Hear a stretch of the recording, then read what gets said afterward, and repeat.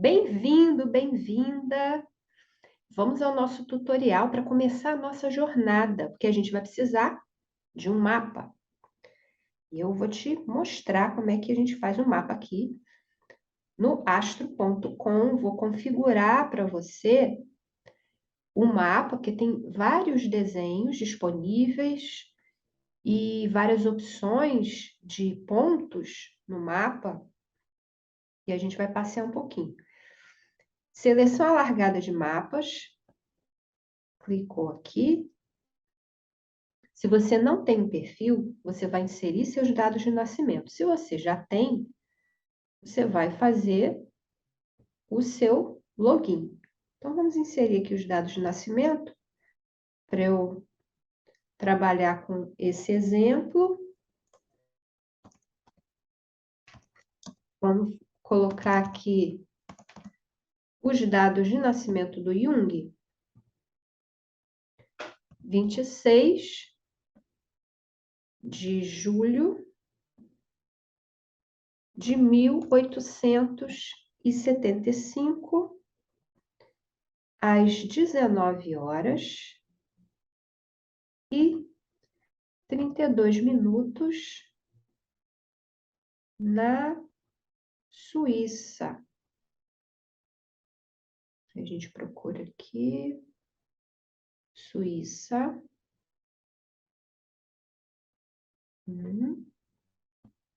Em Cassville. Aí já aparece aqui embaixo. E pronto. Aí aqui você vai ver, ó, o Sol, Leão, a Lua em Touro, ascendente a 4 graus de Aquário. Clica em continuar. Pronto. E aí é só mostrar aqui o mapa do Jung. Então, sempre que você fizer um mapa, vai aparecer esse modelo aqui, que eu acho muito confuso para a gente visualizar. Eu gosto e sugiro que você vá lá no tipo de mapa, tem aqui mapa natal, tem vários, olha. Tem mapa composto, tem mapa de revolução solar, para quem já está adiantado nos estudos, para quem é profissional, mas a gente vai ver o mapa natal hoje, e aqui o estilo de desenho, aquele desenho confuso, eu gosto mais desse aqui, o método Lis Green. Olha a diferença. Né? Mais organizado aqui. E aí, eu vou te mostrar uma coisa também que é necessário você configurar. Porque esses traçados, que são os aspectos, a relação angular entre os planetas, de um visualizador da Terra, vai olhar um planeta e o outro, ele tem um ângulo entre eles. A gente chama isso de aspecto, que são essas linhas aqui. Veja quantos traçados tem aqui. Vou indicar um para você marcar para visualizar. Esse aqui é o Júpiter, tem essa linha vermelha com o Sol, que é a quadratura. Essa quadratura não existe aqui no mapa do Jung. É uma orbe muito grande, né, de 23 para 3 aqui, mas está marcada aqui, ela vai sair. A gente vai voltar. Vamos colocar aqui opções de exibição de cálculo e colocar aqui, ó, reduzir, aumentar orbes. Você vai colocar 70%. E aí, você vai voltar lá, mostrar mapa.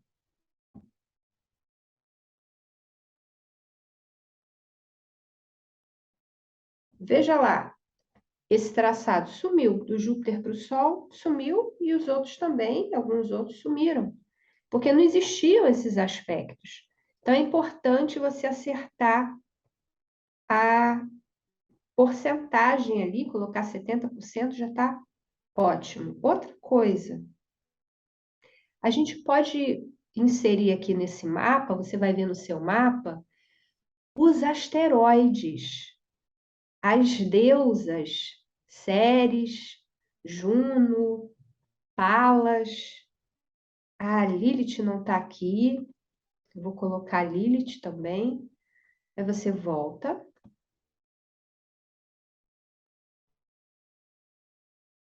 Aí vai para aquela página de novo. Aí você abaixa aqui um pouquinho.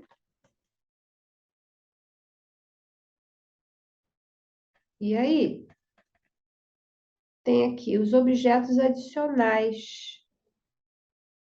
Olha só. Aí você marca aqui a Lilith com a setinha para cima e a setinha para baixo. Você vai marcando.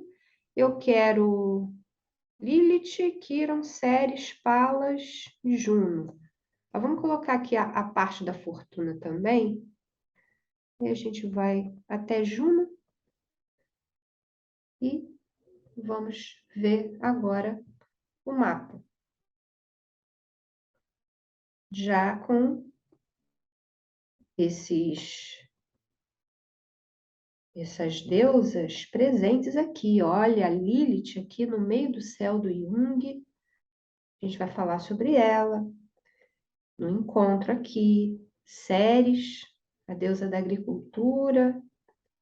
Aqui é Juno, que é Hera, a esposa de Zeus, que é a deusa do casamento, das uniões legítimas. E Palas, que está junto dessa linha que a gente chama de descendente. Então, pronto. A parte da fortuna, o nó do norte. E aí você já colocou, já configurou. Vamos colocar o nó do sul também, que aqui só está aparecendo o nó do norte. Vamos voltar lá. A gente volta aqui nessa setinha, volta. Vai até lá embaixo.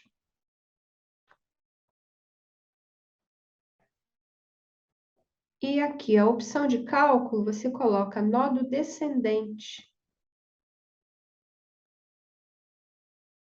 E já está adicionado aqui. Eu já adicionei os objetos adicionais que eles falam ali. Então, mostrar mapa. E aí já vai aparecer o nó do sul, porque é um eixo. A gente sabe que apareceu o nó do norte aqui. Então, o nó do sul é sempre no signo oposto, na casa oposta. Mas é interessante colocar o desenho aqui. Pronto. O mapa está pronto. Vamos falar da estrutura do mapa natal. Quando a pessoa inspira pela primeira vez, o ascendente, que é essa linha mais escura aqui, ele é definido.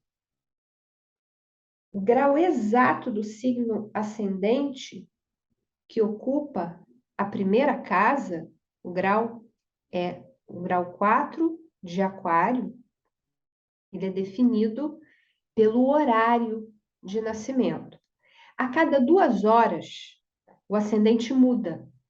Então, imagine que o Sol, naquele dia, se levantou no signo de Leão, porque o Jung nasceu a 26 de julho e o Sol, naquele mês, ele se levantava no signo de Leão. Ele nascia no horizonte no signo de Leão. Então, depois que ele nascia, a cada 2 horas, ia mudando de signo. Então, sempre parte do signo do mês, para a gente fazer esse cálculo aqui do ascendente. Você pode fazer de cabeça. A pessoa fala, eu nasci às 5 horas da manhã. A pessoa nasceu em 10 de outubro. Bom, é libriano, libriana. E aí o sol estava se levantando às 5 da manhã. A gente conta entre 4h30 e 6h30, né? Aqui para o nosso hemisfério, o nascer do sol. E aí a gente sabe que o sol da pessoa vai estar aqui no ascendente, porque o sol estava se levantando no horizonte essa é a linha do horizonte, essa linha mais escura. Imagine que você está aqui no centro da sua mandala, e aqui é a linha do horizonte. E aqui em cima é o meio do céu. Você está aqui olhando, aqui no centro da mandala, olhando para o meio do céu, que é essa linha mais escura, vertical. E ela vai aqui para o fundo do céu. E essa linha, na horizontal, é a linha do ascendente, é o eixo ascendente, eu e o outro. E aí, a cada 2 horas, porque a mandala tem 12 signos, o dia tem 24 horas, então, a cada 2 horas, um signo ascende no horizonte. Se a pessoa nasceu junto com o Sol, ela vai ter o Sol e o ascendente no mesmo signo, se ela nasceu junto com o Sol. E se ela nasceu à tarde, no final da tarde, no caso do Jung, já à noite, mas foi na Suíça, né? Então, a gente tem uma variação ali. Se ela nasceu no final da tarde, o Sol já vai estar se pondo no horizonte. Então, o Sol vai estar aqui nesse outro extremo, no descendente. Se a pessoa nasce ao meio-dia, quando o Sol está mais alto no horizonte, ele está aqui no meio do céu. Então, a pessoa nasceu, um exemplo, às 5 da manhã. E aí o Sol foi viajando aqui pelo céu e no meio-dia ele vai estar aqui. E ele continua andando. No final da tarde, ele vai estar aqui no descendente. Ele continua andando, caminhando. E à meia-noite, ele vai estar aqui no fundo do céu, na parte mais básica, mais inferior do mapa, raiz do mapa natal, que é o que a gente chama aqui de fundo do céu. E aí nós temos, nesse círculo externo, os signos. Tem 30 graus cada parte dessa. A mandala tem 360 graus e são 12 signos. Então, o primeiro signo começa aqui no ascendente, no caso do Jung, 4 graus, e assim sucessivamente. Peixes, Áries, Touro, até completar os 12 aqui no Capricórnio, na 12ª casa. Então, esse círculo aqui de fora é sempre de igual tamanho. Os signos são do mesmo tamanho, essa área. Na parte de dentro, onde tem essas divisões, que são as casas, pode variar de tamanho. Você vai ver no seu mapa que as casas têm tamanhos diferentes. Dependendo do lugar do globo terrestre, vai ter um tamanho maior ou menor, ou as casas podem ser de igual tamanho. Mas é importante você olhar aqui para dentro e identificar onde começa uma casa, onde ela termina e começa outra, onde ela termina e começa outra. E vamos lá. Aqui é a linha do ascendente, começa a primeira casa. Aí a gente tem um planeta aqui na primeira casa, a gente vai andando, a casa é muito grande.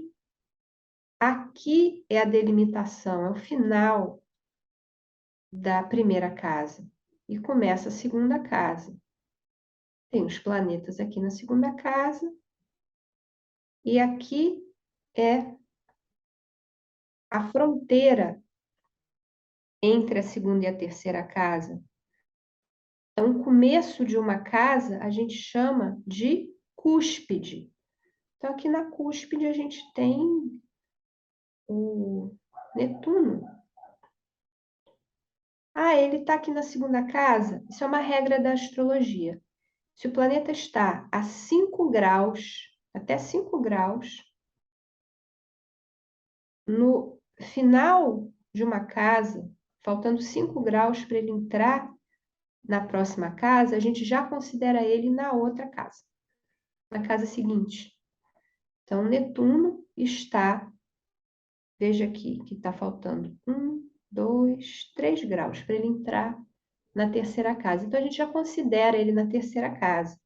Aqui nós temos a quarta casa, a terceira casa com a Lua e com Plutão. A quarta casa, que não tem nenhum planeta, mas tem um signo aqui. E temos a quinta casa, a sexta casa, a sétima casa, a oitava, a nona, a décima, 11ª e 12ª casa.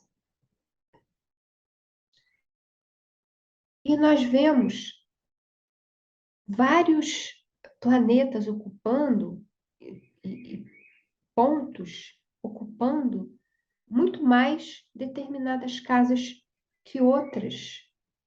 Os desenhos das mandalas, eles são muito diferentes. E fazem essas figuras que têm um significado.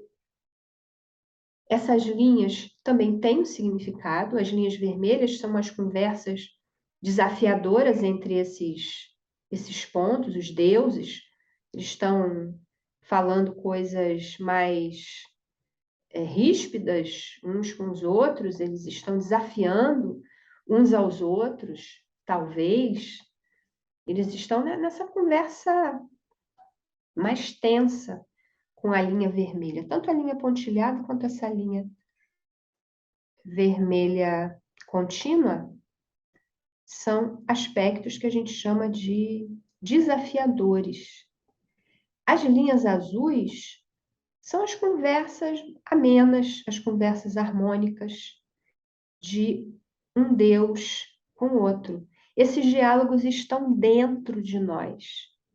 E aí a gente olha para o mundo lá fora e nós enxergamos essas tensões que estão dentro de nós. Por isso que é tão importante a gente ter consciência dessas tensões, que a gente vai falar muito sobre isso aqui. Nós temos muitas disfunções cognitivas em relação a lidar com o mundo e lidar com as pessoas por conta desses desafios que estão dentro da gente. Talvez a gente vá por caminhos mais dolorosos e atraia circunstâncias mais dolorosas para a gente, porque nós temos uma referência da qual a gente não se dá conta, não tem consciência. E a partir do momento que a gente tem consciência, a gente pode ficar mais livre para escolher. A gente vai conseguir identificar aquele padrão e aí a gente pode interromper a maneira como a gente sempre agiu por já conseguir perceber que aquele padrão ele está se apresentando para nós. E aí essas linhas azuis, que são os aspectos mais harmônicos, mais fluentes, não significa que seja bom. E nem tanto as linhas vermelhas significam que sejam aspectos ruins. A gente não vai ter esse juízo de valor na astrologia com a linha psicológica, né, de desenvolvimento pessoal. Não é porque a gente quer ser bonzinho, mas é porque, na prática, isso não se observa. A gente pode ter aspecto harmônico fluente que nos traz grande estagnação na vida e aspectos desafiadores que nos impulsionam a mudar, internamente e ser um canal de transformação para o coletivo. Vou dar exemplos aqui disso. A gente não vai fazer juízo de valor. Ah, o signo tá bem numa determinada casa, ou um signo tá mal, ou um planeta está muito bem num signo e o outro está mal. Não, a gente vai falar que um signo pode estar mais confortável em determinada casa e desconfortável em outra casa, né? Que são esses espaços de experiência aqui.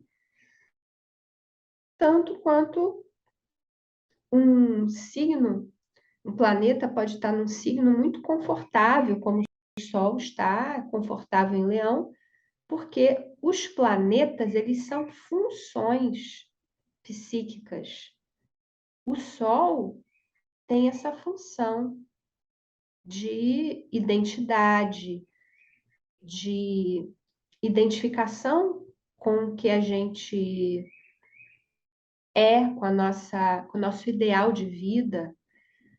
O Sol aponta para o ego, além de apontar também para a nossa vitalidade, para a saúde, para as figuras masculinas que são importantes na nossa vida, as figuras hierárquicas também, né? O pai, o filho, o irmão, né? O avô, pode ser, porque o Saturno também representa o, o velho sábio, né? Mas o Sol também pode estar numa posição, né, por trânsito, de representar a figura de um avô. Mas é uma figura masculina de referência. Então, a gente tem as funções psíquicas que os planetas vão representar.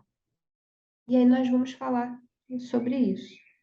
Então, tem muita coisa de estrutura da mandala que a gente precisa abordar antes de começar a partir para os exemplos nos mapas. Isso de um modo convencional, mas aqui a gente vai fazer diferente. Eu vou falar para você dessa estrutura, vou explicando no próprio mapa de personalidades, figuras públicas.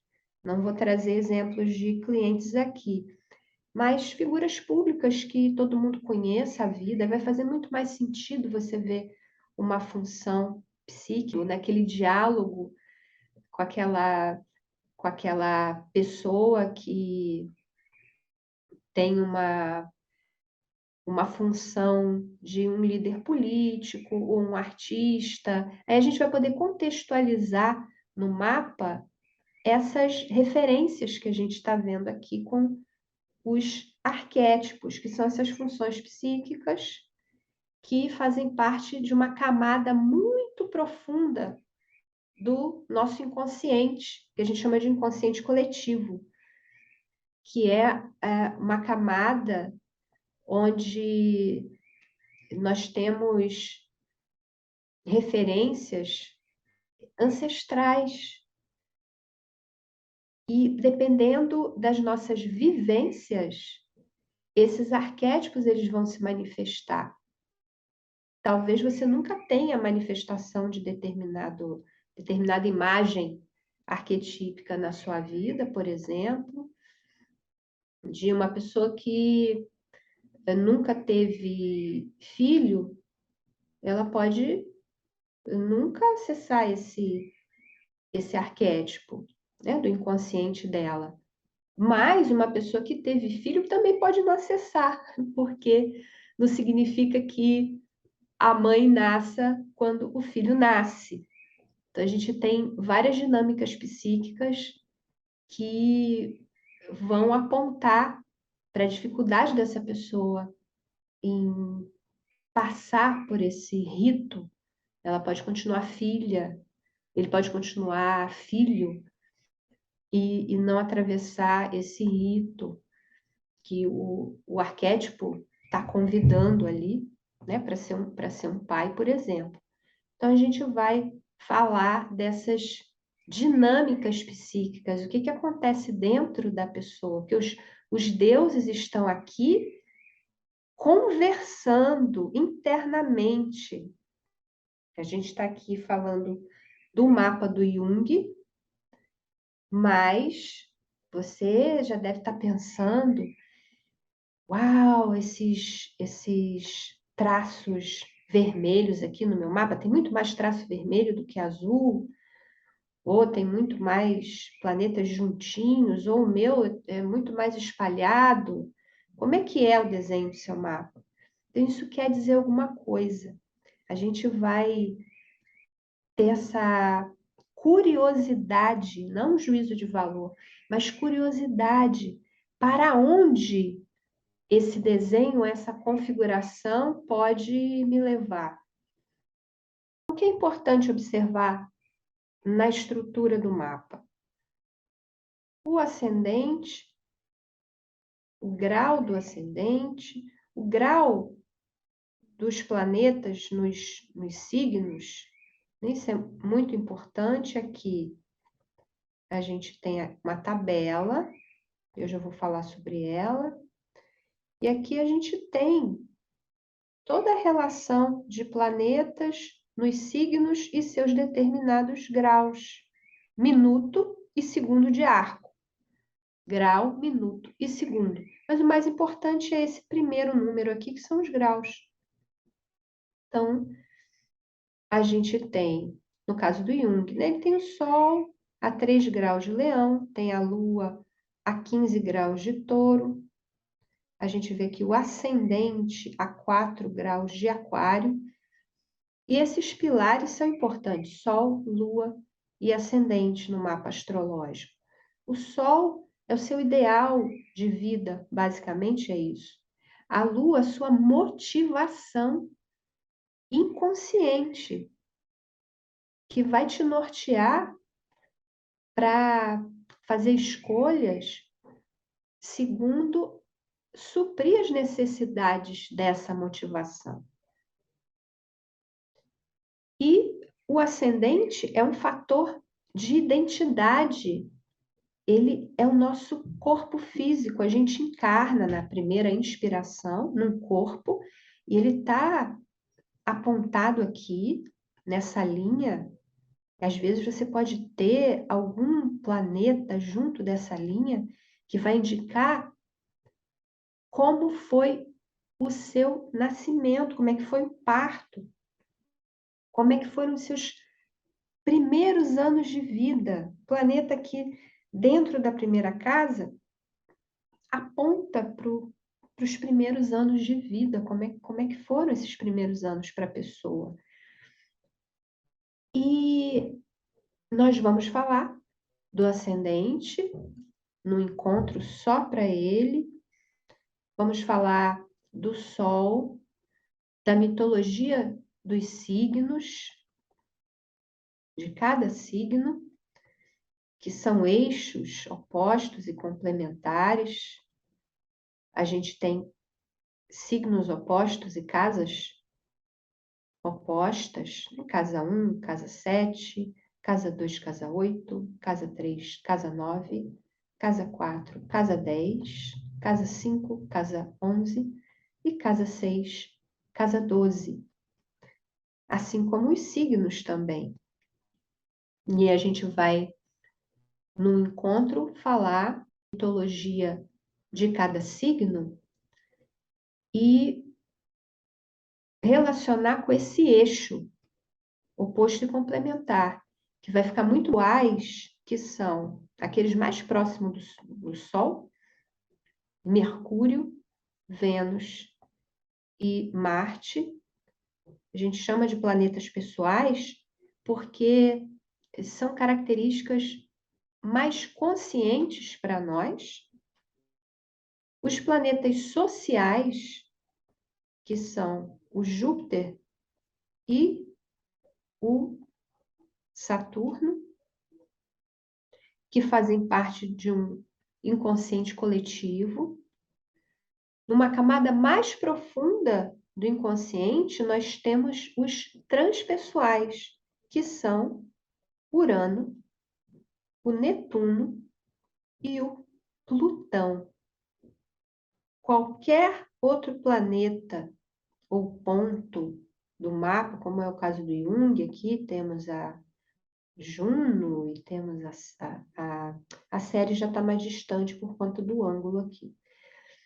Mas qualquer planeta perto dos transpessoais, planetas pessoais, no caso aqui o Jung, ele tem um luminar próximo a Plutão, aquele planeta que é o mais rápido, esses transpessoais são planetas mais lentos, ele modifica os mais rápidos. Então, a gente vai falar sobre isso aqui. Então, temos muito assunto aqui para falar, para revelar o que esses deuses estão conversando no seu mapa. E o que isso significa? Para onde está apontando? Qual é o elemento predominante da sua mandala? Terra, fogo, ar ou água? Isso vai indicar o que o Jung chamou de tipo psicológico. A gente vai ter um encontro para falar disso. Aqui, nessa tabela, a gente tem organizado aqui os pontos que são fogo, olha quantos. Os que são ar, terra e água, que a gente vê que tem menos. E o que isso significa? Não significa que esteja faltando alguma coisa quando tem menos. A gente vai falar sobre isso também. Vou apresentar no nosso próximo encontro um mapa de uma figura pública muito querida no Brasil, no exterior também, que não tem nenhum planeta no elemento água. Tem 0 pontuação, porque aqui também a gente faz uma pontuação, em água. E nem por isso é uma pessoa insensível, muito pelo contrário. A psique, ela busca não a perfeição, o Jung falava isso, ela busca a completude. A psique, ela vai buscar uma forma de você ter contato com aquele elemento na vida de modo a equilibrar a sua psique através de um trabalho, através de um encontro, né, geralmente no casamento, com uma pessoa que tenha a função oposta à sua, a função e o tipo psicológico oposto, para buscar essa complementaridade. Eu vou dar 2 exemplos no nosso próximo encontro. Uma figura pública que tem 0 de água e a outra figura pública que tem 0 de terra. O que aconteceu? O que a psique fez para que pudesse ser complementado esse elemento e pessoas com uma história de vida muito bonita que serviu de inspiração para outros. E aí a gente tem aqui a qualidade cardinal, fixa e mutável. Então, nós temos 4 elementos e 3 qualidades. Os signos cardinais são Áries e Libra, Câncer e Capricórnio, que são voltados à ação no mundo. Os fixos, que são Touro, Escorpião e Leão e Aquário, que buscam conservar energia. E no senso comum se fala que são pessoas teimosas, mas não mudam de ideia, mas, na verdade, elas centralizam energia, elas conservam energia.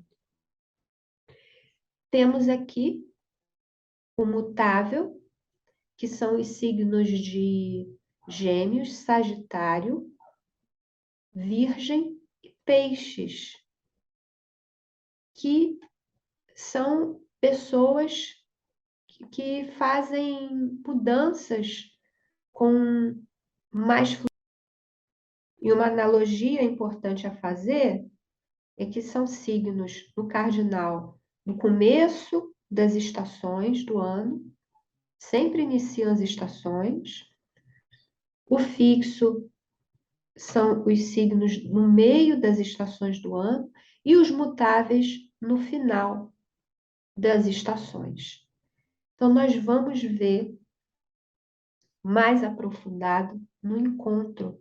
A gente vai falar disso fazendo relação com os tipos psicológicos da psicologia analítica. E como se conjuga tudo isso em uma leitura? Tantas variáveis. Você vai ver eu trazendo exemplo aqui, através de pessoas que têm muitos paradoxos no mapa. Nós somos atravessados por paradoxos. E como é que a pessoa fez o incrível daquilo que estava dentro dela, se configurando em tanta tensão? E o que foi possível fazer com aquela tensão? E a gente vai perceber que a mandala é uma totalidade e que a soma das partes não vai constituir o todo, né? O todo da mandala não é a soma de cada parte aqui, em separado. A gente vai falando didaticamente de determinado aspecto do mapa e de determinada função, ou ponto calculado, como é o caso dos nodos lunares. Mas é uma alquimia. É como se você fosse fazer um bolo e tivesse lá os ingredientes: farinha, ovo, açúcar, fermento. E aí você mistura tudo isso e coloca numa determinada temperatura, um determinado tempo, aí você já está fazendo a sua alquimia, e aí vai se transformar num bolo, que não é a soma das partes, não é o fermento, não é a farinha, não é o ovo. Porque depois do bolo pronto, daquilo que o bolo se tornou, se a gente quiser tirar a parte dali de dentro, bom, agora eu vou tirar o açúcar.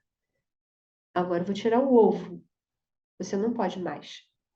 Já está alquimizado, né? Que é mais do que misturado, se transformou em outra coisa. Então, o nosso mapa, quando a gente está analisando o mapa, a gente vai didaticamente separando análise do relacionamento, análise do trabalho, análise das viagens ou estudos ou dos filhos, mas na verdade é uma grande alquimia que existe aqui. Nenhuma outra pessoa que nasceu no mesmo horário que você, no mesmo dia, que tem o mesmo mapa que você, é você. Vai fazer o que você faz, vai sentir da maneira como você sente. Você tem as suas vivências muito particulares. É claro que os símbolos vão apontar para temáticas muito semelhantes da sua vida e da vida daquelas pessoas que têm o mesmo mapa que você. Mas esse mistério a gente só pode contemplar quando a gente está diante da pessoa e ela fala do que faz sentido para ela. Então, esse encontro é que vai fazer diferença na análise do mapa. Nós só estamos começando a nossa jornada. Eu te vejo no próximo encontro. Até lá!